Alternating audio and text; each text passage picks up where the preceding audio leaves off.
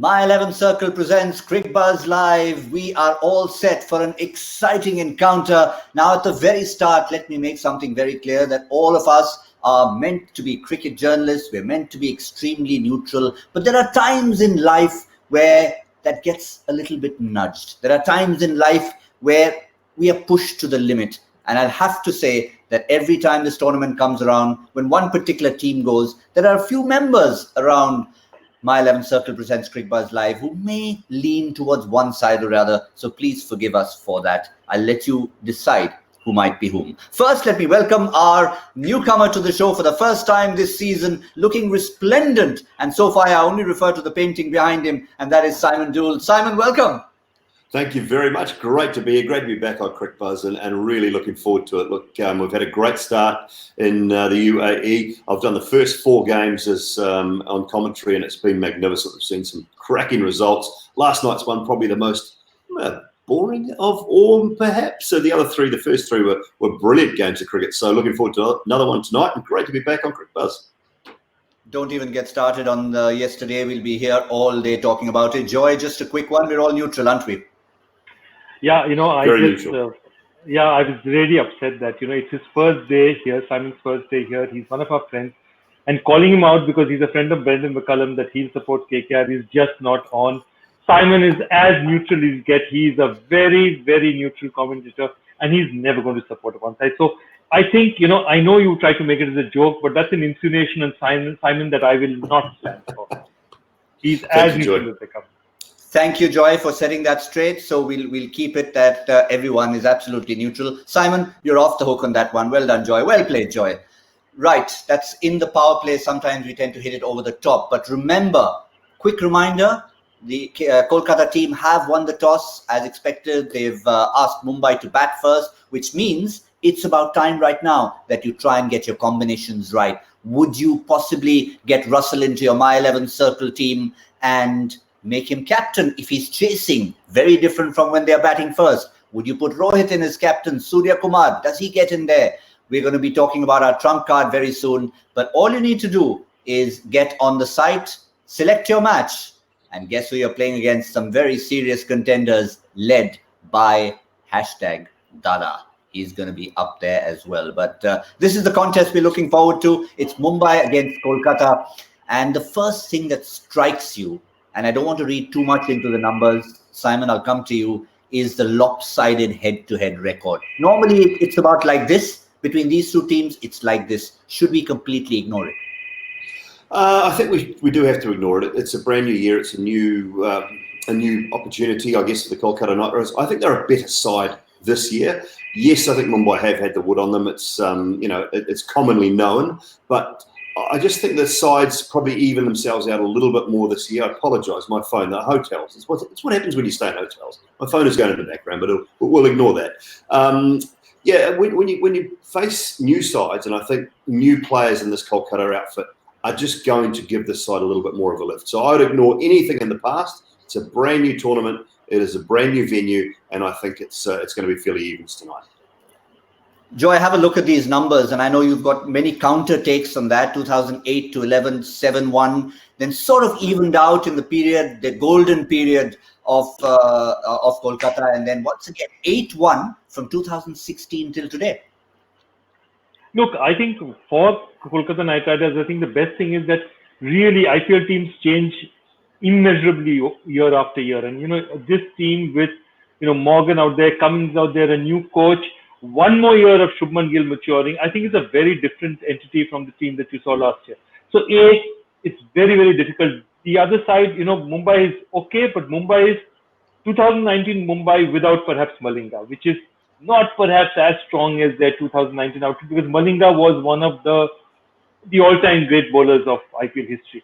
So look, I think it's even. The other thing is, I think KKR's best chance, because there is a bit of baggage out there, is to play them early. Play them early, you lose one, hey, it's the first game of the tournament, it happens, Mumbai's already lost one, there's little at stake, it's not the business end of the tournament.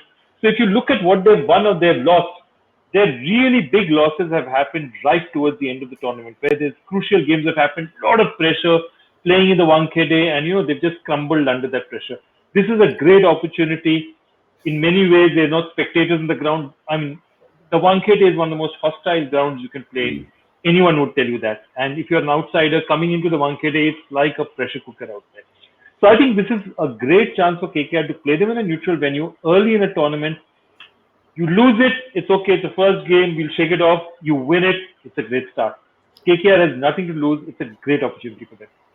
Yeah, we were just looking at various numbers that we keep putting up, and we got one to start us off today, 1450, and that is the number of days, the gap between two Kolkata victories against Mumbai, and that was the one that they won at Eden Gardens. But I think to pick up on what Joy said, one is, yes, early in the tournament, no pressure. The other is from Mumbai's point of view, they're not great starters. They have their 5 in a row later on in the tournament. Yeah, I think you're right, and they didn't start well the other night. So I think if Kolkata winning the toss is a big thing, they can get those bowlers, they can get the likes of Mavi, Krishna, perhaps Pat Cummins, they can get them into the game nice and early and sort of get in a group in the field and feel good about it, put Mumbai under some pressure. And that was what I found the other night. They just didn't look like they had, I don't know, I mean, every team's been here for 2.5 to 3 weeks. They've all had a similar amount of time to get into the groove, to get into the game. Mumbai just didn't look as polished as some of the teams we've seen first up the other night. So unless they've improved dramatically from that, I can just see Kolkata maybe just getting that edge early on with the new ball. And if they can pick 1 or 2 wickets up, particularly Rohit Sharma, put some pressure on that Mumbai side, it might sort of lead them, in good stead heading through the night. Let's have a look at the bowling options for Kolkata, because they will be bowling first, and then we'll focus on the Mumbai batting lineup. And that's what we have there, the young bowlers. They were talking about Shivam Mavi. We've got several Nagarkoti in the squad as well. Mavi makes the 11 along with Sandeep Warrior and Kuldeep Yadav. Nikhil Nayak can do a lot of things. He's obviously keeping is one of his duties, but we assume that it's going to be the skipper who's going to keep. But just having a look at the balance of that side, gentlemen, Sunil Narayan is the one who gives you a great balance. Yes, he does. But there's one thing that I'd like to say out here, which is that it's interesting that you're playing Nikhil Nayak, and maybe this is not the way the team will stack up while batting, because Nikhil Nayak coming in at 8, I don't think does anything for the Kolkata Knight Riders either way. There's no point playing him that late. If you play him, you play him as a bruising batsman up front. You've got 100, 120, up there. Even then, my point is, if I was in a situation where Kolkata was 100, 120 in 11, 12 overs and, wanted to finish, I'd still go with Andre Russell first. So Nikhil Nayak is the interesting one for me, because that means you've taken away a bowling option and put in another extra batsman out there. And early on in the tournament, I belong to the school of thought which say that, let your specialist batsmen do their job, give yourself more bowling options, because you really don't know how these pitches go. So that's my thing. Bit of a safety Remember, net. Kuldeep has not had a great season last year. Yeah. It's safety net, Joy, isn't it? I look at that and I think, why do you need a batsman that low down the order? You're protecting for just in case something goes wrong. Don't agree with it. Get another bowler in there. That'll be the first word I'll be having to Brendan McCullum, I can tell you that. Well, of course, you're not that good friends with him, so that was probably him on the phone. That's why your phone was ringing, and I'm glad you didn't answer it, because we're all neutral here, Simon. But Joy, let me come to you on the 5, 6 and 7, because yesterday we looked at a team like Rajasthan. They did so well because Samson did well, Smith did well. But if they had a fragile start, 5, 6 and 7 wasn't going to scare away the opposition bowlers. For Kolkata, potentially on paper, they do. Yeah, Kolkata he's got a fantastic lower batting lineup, which is why I'm even more to see Nikhil Nayak there. I'm not sure what Nikhil Nayak is doing out there. If Nikhil Nayak is batting at 3, I can understand it. In which case, I'm wondering what Nitish Rana is doing out there. There's something in that composition which I don't understand. See, we all knew that they have 4 fast bowlers. They had, Nagarkoti, Shivam Mavi, Prasidh Krishna, Sandeep Warrior. 4 of these, 2 of these are going to play. Kuldeep is going to play. That's, Sunil Narayan is going to play. Andre Russell is going to bowl a few. Then you say that, okay, Pat Cummins is also there. Who is that 6th bowler? You've got to ask yourself, Nikhil Nayak being there, are they expecting him to bowl a couple of overs as well? It's just almost as if they're saying, we have 3 good all-rounders. We are anyway covered for bowling. Let's pack in an extra batsman for fun, and let's see that he gives us one more thing. Okay, suddenly wickets start falling. There's somebody out there to see us through. Yes, there certainly is. It will be a bit of a leadership issue then, because remember at the build-up of the tournament, there was so much talk about, will Owen Morgan come in and straight become captain of this side? Is that why he's been selected in the auction in the first place? Well, the answer to that was an unequivocal no. The franchise put their weight behind Dinesh Karthik, and even when we in Cricbuzz and Conversation spoke to Owen Morgan, he made that very clear that yes, he feels he'll have a leadership role, but it's sort of a leadership role behind Dinesh Karthik. Let's take a listen. Yeah, I think that's a huge positive. I met up with Dinesh pre-Christmas. He's a great guy. I played against him loads, fantastic cricketer. But he is the leader at the club. And the big thing for me, I suppose, when coming after the auction, is that people understand that I want to give and help. And that's not treading on anybody's toes. It's offering things when I think I can help, and when I can't, I'm sitting back and I'm trying to learn, because there's so small margins now in the game of cricket, particularly T20, that if you lose that mindset in stopping learning, I think you're losing out on the game, and you're on a slippery downward slope out the door after that. So I think Dinesh I think we'll be two different leadership styles, but ultimately Dinesh makes all the decisions, and I'm just there as maybe a sounding board.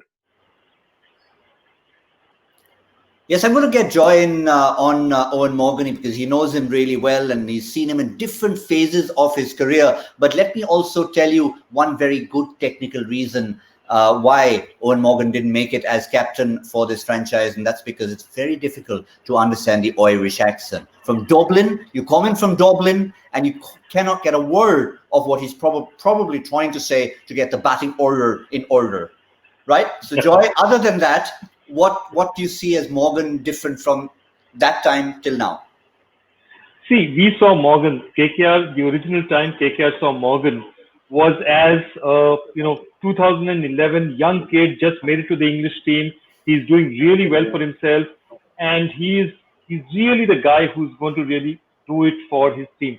And under those circumstances, Morgan was trying to make it for England. He had other ambitions. Today, he's a World Cup winning captain. He's given up all hopes of red ball cricket. At that time, he was still looking at a red ball career as well. He's given up all hopes of red ball cricket. He's trying to focus. He says, I've done it all. If you're a white ball cricketer, you won the World Cup, you've done it all. So Morgan has nothing left to prove. Now what he wants to do is be a part of a championship side, help some other quality players develop. So his aims and goals are very different. Captaincy for him, if you're a World Cup winning captain, you're not going to try and prove any captaincy goals out here. That's the honest fact of the matter. So I think he's in a very good place out here, and KK is very fortunate to have him, because he and Baz, that's Brendan McCullum, they're close, they understand each other. Morgan's a very, very good communicator. You can't be a great captain if you're not that. I think it's a perfect storm for KKR. Yeah, no luck of the Irish for that. But Simon, the relationship between Owen Morgan and Brendan McCullum, how important will that be for Dinesh Karthik and the team? I think it'll be huge, though. Not only are they best mates, they think very much alike as well, as far as captaincy is concerned.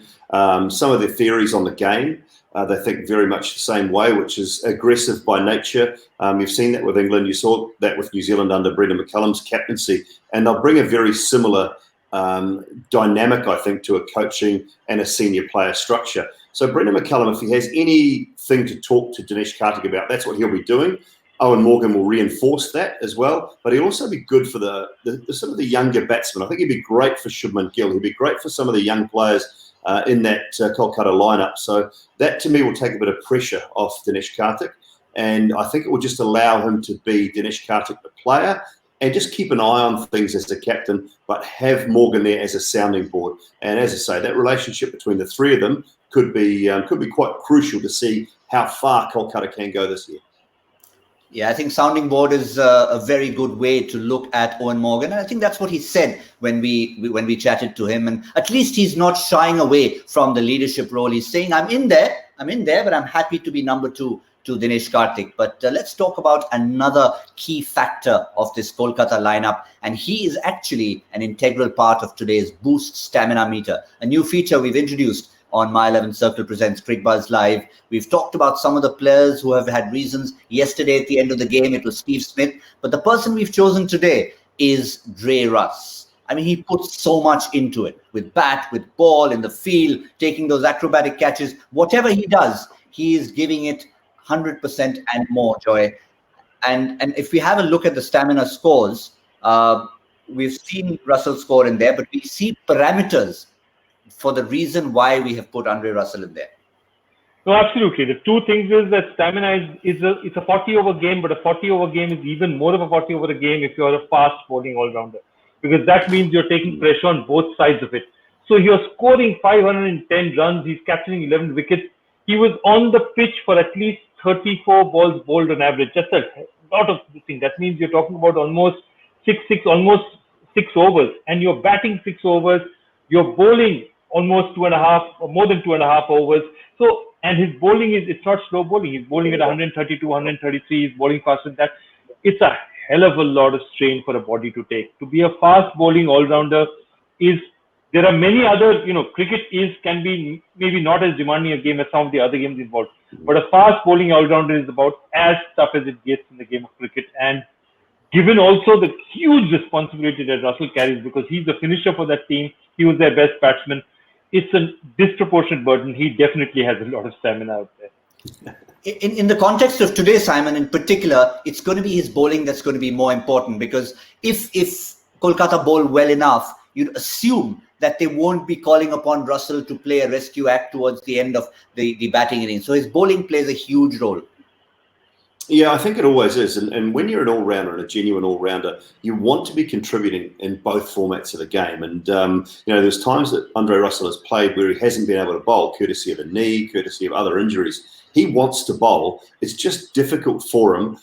But now that he's 100% fit again, I think it could be a very good sign for him. Look, he's such a massive frame as well. It's not like he's a bowling all-rounder carrying sort of 85, 90 kilos. I don't know, but he's got to be 108, 110 kilos. He's a huge human being. So that puts massive strain on the rest of his body, on his lower limbs as well. So if he's fit and raring to go, he's such an integral part of the side. And I think, yes, he wins games with the bats, but it's the contribution he makes with the ball and in the field with some of those catches that are really the key to how successful they can be this year. I remember this fabulous story, which, 2014, he was a part of the Kolkata Knight Riders when that was his first season there, and he came and he had this tremendous, he didn't actually play the IPL very much. He played the Champions Trophy, which he just totally dominated and took Kolkata to the finals literally on his own shoulders.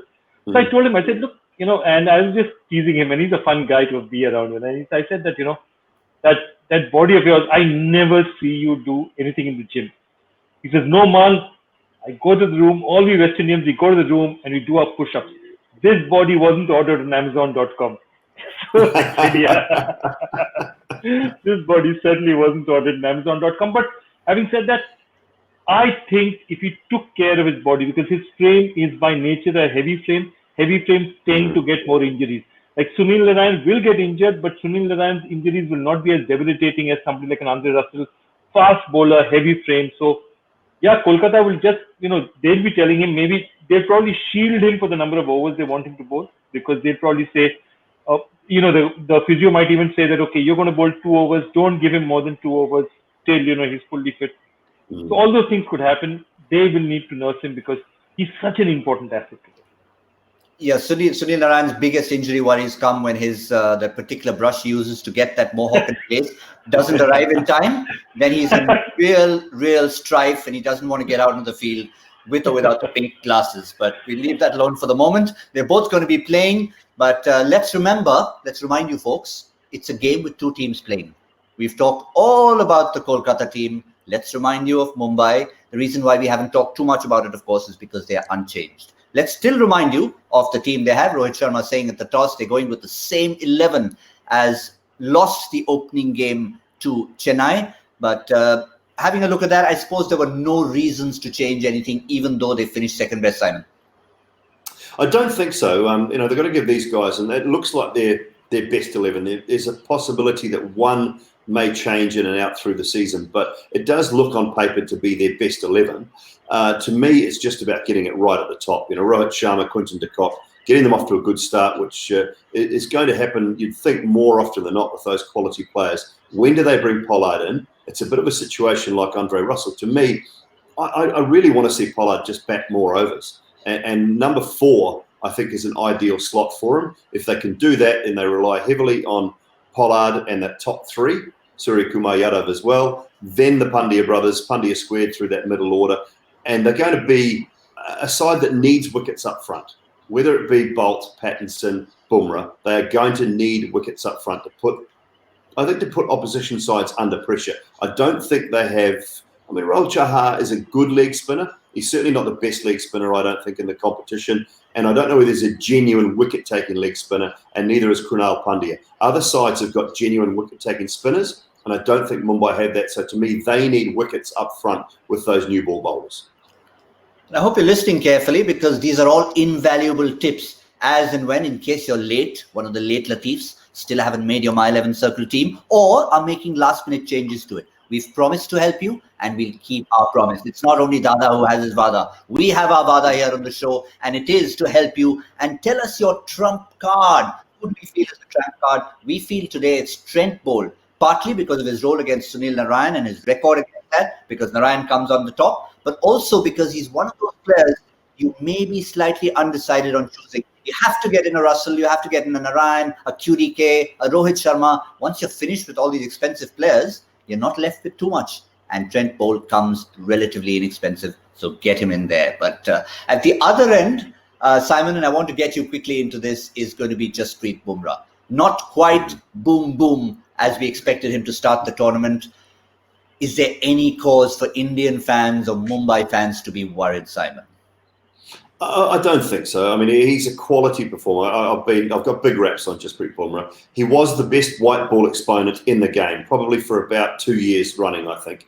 He then transformed that to red ball cricket and became a brilliant test bowler, and will be a brilliant test bowler. It's just finding that balance of going from red ball to white ball and getting everything right. One of the few bowlers, I think, in international cricket nowadays that plays all 3 formats and is the first bowler picked in the Indian team in all 3 formats of the game. So there's enormous amounts of pressure on him. He's just going to have to find his mojo again in T20 cricket. Give him a couple of games. Don't write him off. I think I think he'll be all right as this tournament goes on. He'll find it again. And with Shane Bond's help, I don't think he'll have any trouble. Yeah, the man with the same initials, JB, on JB. 2 things. One is that I think Bumrah is, as I completely agree with Simon. He's too much quality for this slump to be anything more than a temporary blip in his career. But look, I know it's not as true as it is in, say, even white ball in one-day cricket or in Test cricket. But fast bowlers do hunt in pairs. Not having Lasith Malinga out there is a huge problem. Malinga would bottle up players so much that they had to take chances at the other end. Every bowler bowling on the other side to Malinga always flourishes because people had to take unnecessary risks against them. Remember the last 2 years in which Mumbai Indians didn't make it to the playoffs, and they didn't win. Otherwise, they won almost every alternate year. With 2016 and 18, Lasith Malinga was not there. The first time, I think he was injured. The second time, you remember the coaching staff. He went back, became a player. They won again in 2019. So the absence of Malinga, and look, the absence of Malinga is not like an absence of just another player. Chris Gale, Lasith Malinga, Suresh Raina, these 3-4 players are perhaps the players of the IPL for the first decade of the game. So it's not a loss that you easily replace. I think, Trent Boult's a great bowler. I think Pattinson is extremely talented. They'll get their act together. But if Bumrah gets a bit more support, he's just going to be better himself. Yes, indeed. I think that's a very good point. I'd call it the Virat Kohli principle. I mean, we go through phases when you pull out numbers on Virat Kohli that, he's averaging only 54 in the last 6 months, and it's awful. So Jasprit Bumrah had one off day and we're already saying, oh my God, I'll be worried. We shouldn't be. He's a class act, and Mumbai fans and India fans will be hoping he's back to normal in the second innings, of course, with Mumbai batting first. Quick reminder, all of you've sent in so many questions. #AskCricbuzz live, and that is where you need to get your questions in. We've got one for today which we're going to save for the halfway mark, but keep them coming for now. 2 little things to get through. One is the very important joy factor question, after which we're going to have our badge of honor fight getting going. Joy first. Okay, yeah. So this joy factor question is what I call revenge question porn, because basically people have been answering it so fast that I've decided to at least put in a screamer. I know you'll still answer in about 45 seconds, but here's the question. Of the last 5 people to have accomplished this feat, one is a former captain of this event, 2 are currently playing this tournament, and the 4th achieved this feat in the Gulf where the tournament is being played. Just name the 5th person and the feat. I know you'll get it fast, but be nice to me and at least take a minute to finish this. I haven't got a clue. I consider myself a reasonably good quizzer, and I am completely stumped. So well done on that, Joy. But I suspect we've got some very ardent fans and quizzers who are going to be jumping on it even as we speak. But as I said, we cannot finish the show without our My 11 Circle badge of honor prediction. How much will Mumbai score at the end of their 20 overs? Simon, since you've just come in, you've got a feel of the place, you've got an advantage. Go for it. 1, 5, 8. Just because you're Brendan McCullum's friend, right? Correct. That's a good number Absolutely to pick. Spot on. Kolkata first game, eh? You picked it straight away, didn't you? Gautam, well done, mate. Well done. All right, Joy, you're up next. I will go with 177 because my sense is that the Mumbai batsmen, they might collapse at 120, but they're going to go hard after the young Indian fast bowlers. Yeah, well, I'm not going to sit on the fence like I did yesterday and slot myself nicely in between. I'm actually going to go lower. I'm going to trust the Kolkata bowling and the fact that it's not Sharjah anymore. It's not going to be raining sixes. So I'm going to punt on 145 for the moment. Very low, I know. And Mumbai fans can shoot me for that. But I'm just trying to desperately get into that badge of honor role with Joy and Harsha at the moment are tied at 2-all. We'll see you, folks, for Cricbuzz Combox in the 10th over. And then we'll all be back at the halfway mark to see who has that badge of honor. My 11 Circle presents Cricbuzz Live. We'll see you soon. Don't move.